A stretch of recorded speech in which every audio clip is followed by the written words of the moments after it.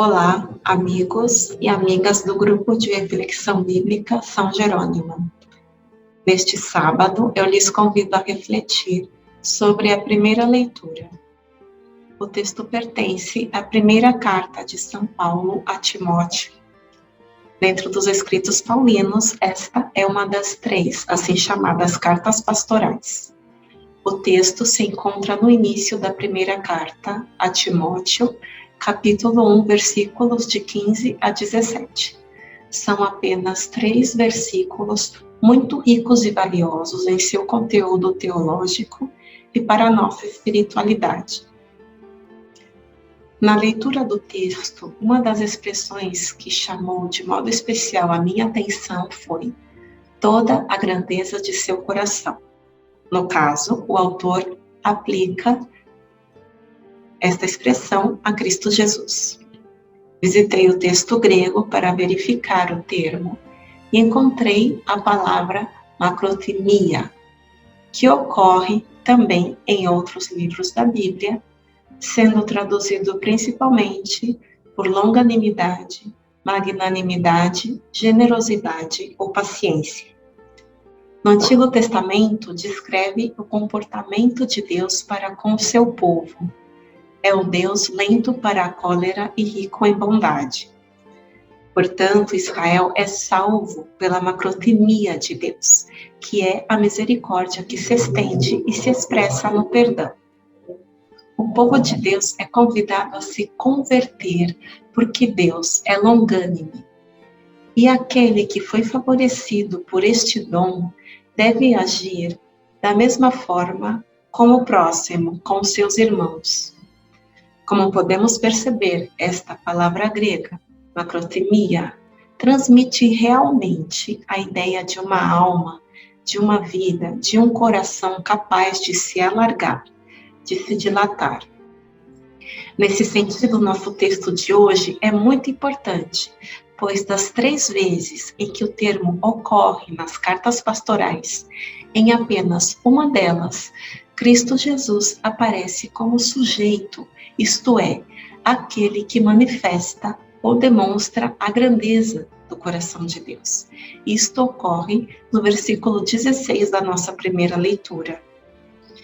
Este texto testemunha uma experiência pessoal do apóstolo Paulo, que se compreende, que se percebe como alguém salvo pela grandeza do coração de Deus.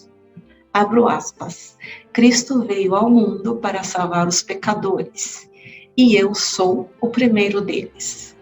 Por isso encontrei misericórdia, para que em mim, como primeiro, Cristo Jesus demonstrasse toda a grandeza de seu coração.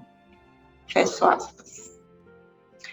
A única atitude possível ante este grande benefício é louvar e glorificar a Deus. E assim conclui este breve texto.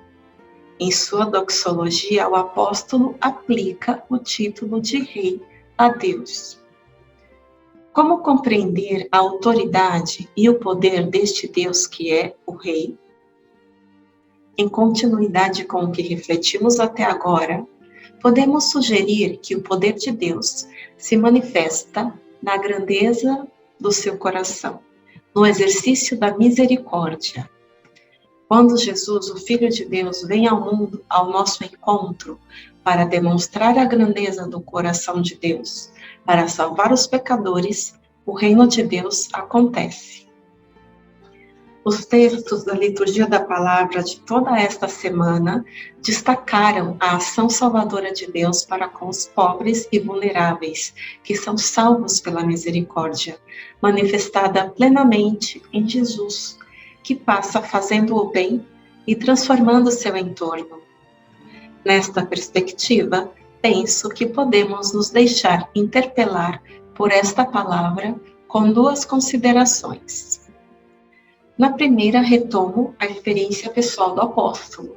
Cristo veio para salvar os pecadores e eu sou o primeiro deles.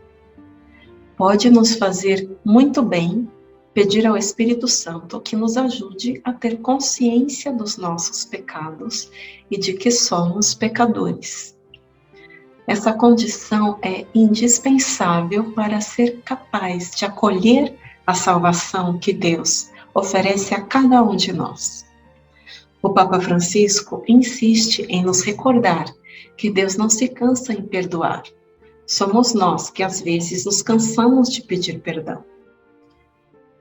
E temos a graça do sacramento da reconciliação, um meio privilegiado para viver esta experiência que está ao nosso alcance.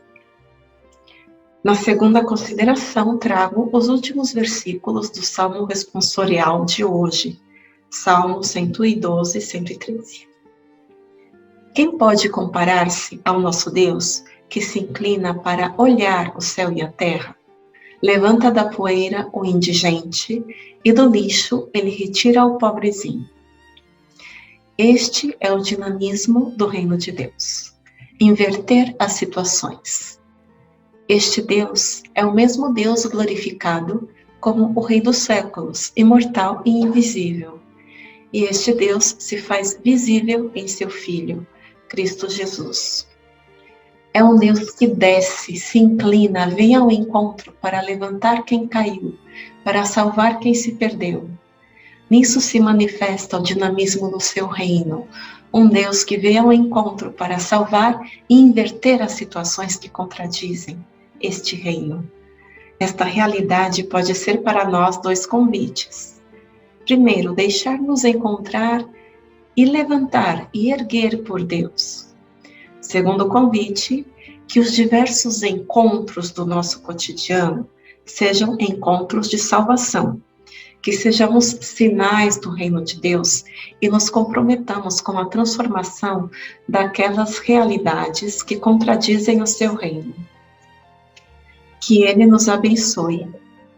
Um bom fim de semana a todos e até a próxima.